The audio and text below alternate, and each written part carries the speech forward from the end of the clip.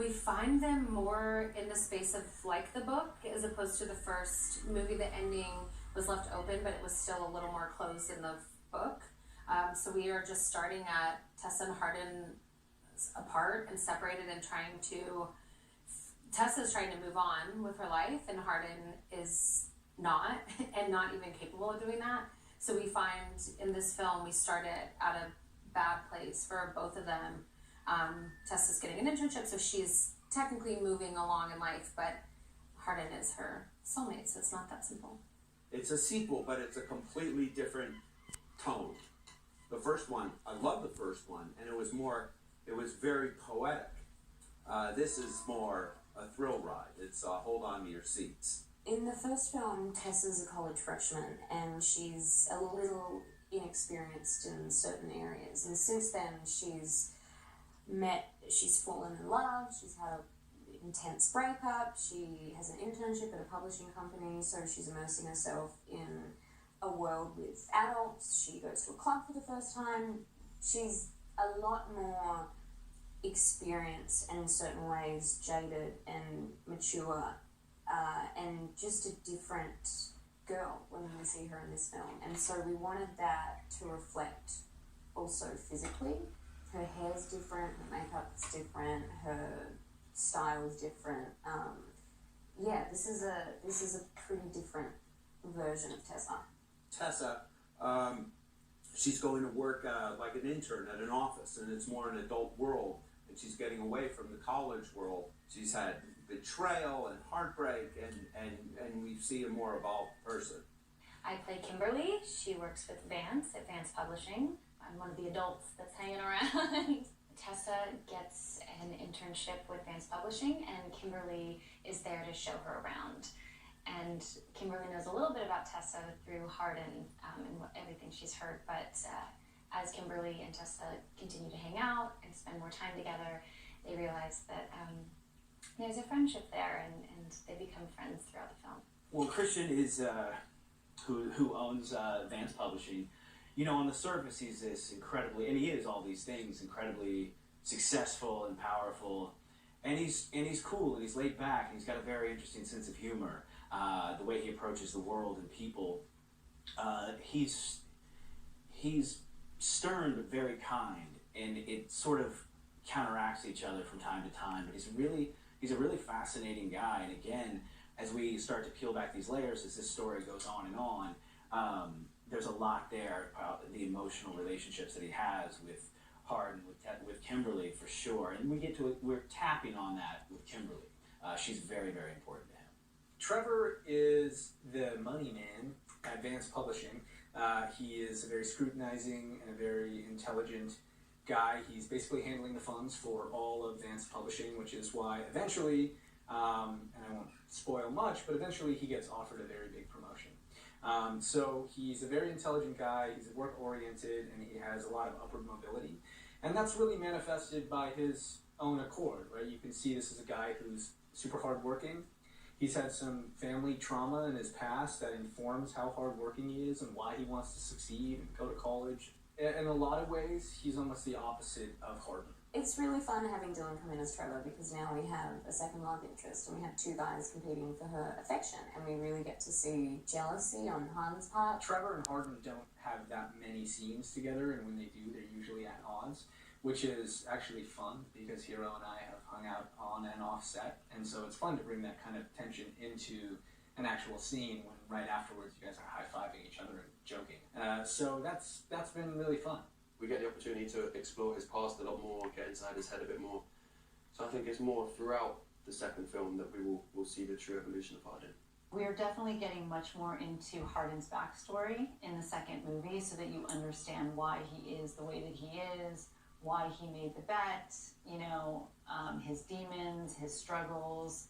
And so what we're doing is really peeling back the layer of who Hardin Scott is and showing Tessa evolve and change from having had this experience and experiencing her first love.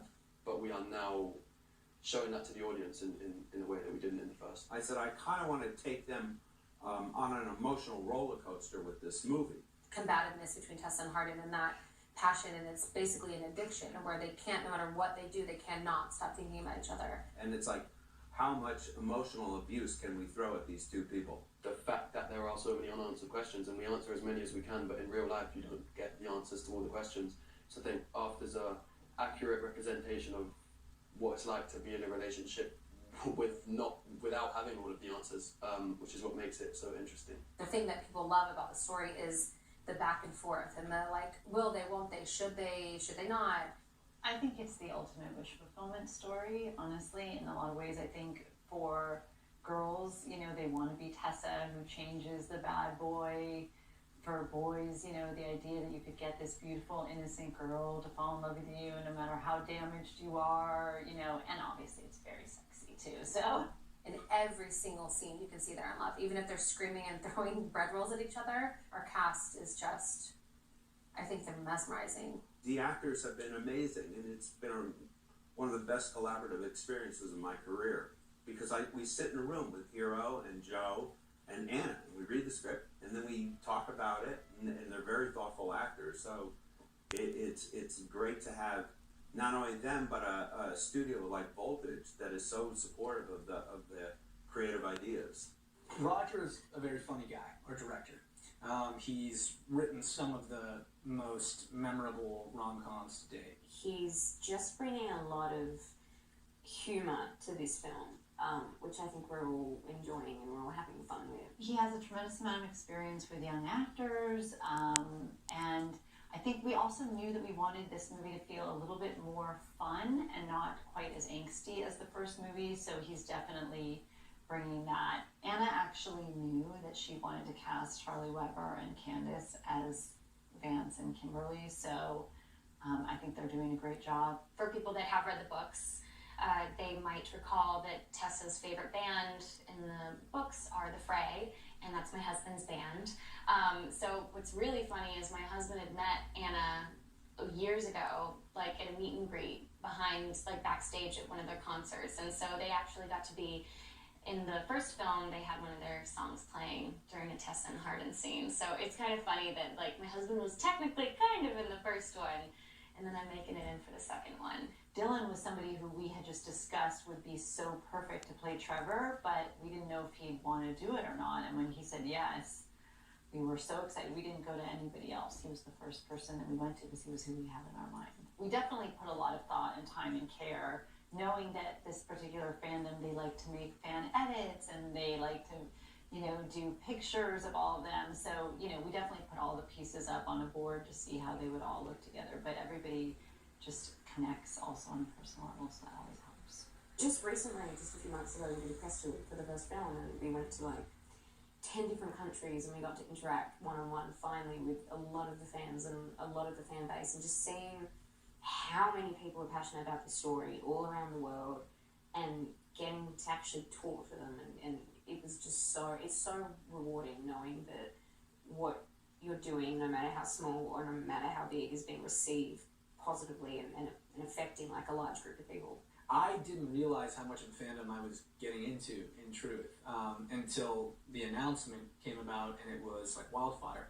So I find that very fun, right? Because I also found it as an opportunity to learn more about my character, right? The things that people are talking about for Trevor, or the things that they particularly remember of note, which gives me good intention to go off, right? I can remember these things as I'm acting, or I can talk to Anna about them. We can find ways to work them into the actual movie and so on and so forth. So, I mean, I think it speaks to the quality of the books, right? I think that there's a lot there to unpack, and I think the fandom has been very nice to me and welcomed me with open arms. I think that I might physically also look kind of like what Trevor was in their mind, and so that certainly helped. I don't think it was a major departure for them to think of me as Trevor, and so I'm happy to do my best to try and manifest that Trevor.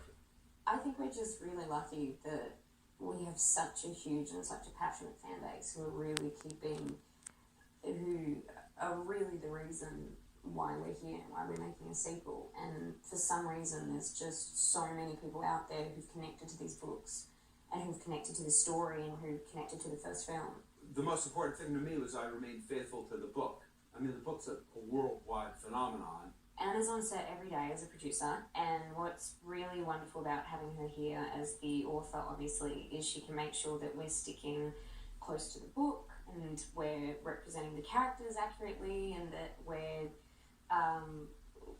giving the fan base what they want. So it's just great because she sort of keeps everything in check and in line.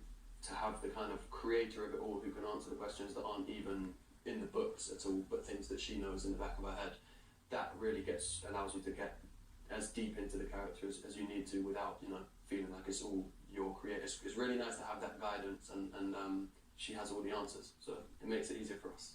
I have just a really special relationship with the readers that, as a reader growing up, I never had that with an author, and I don't want, just because now I have a movie and stuff, I want to make sure that they know that I'm always listening to them, I'm always here for them. It's hard to find that like magic, and I'm just so fortunate and lucky and grateful to have that in something that I created.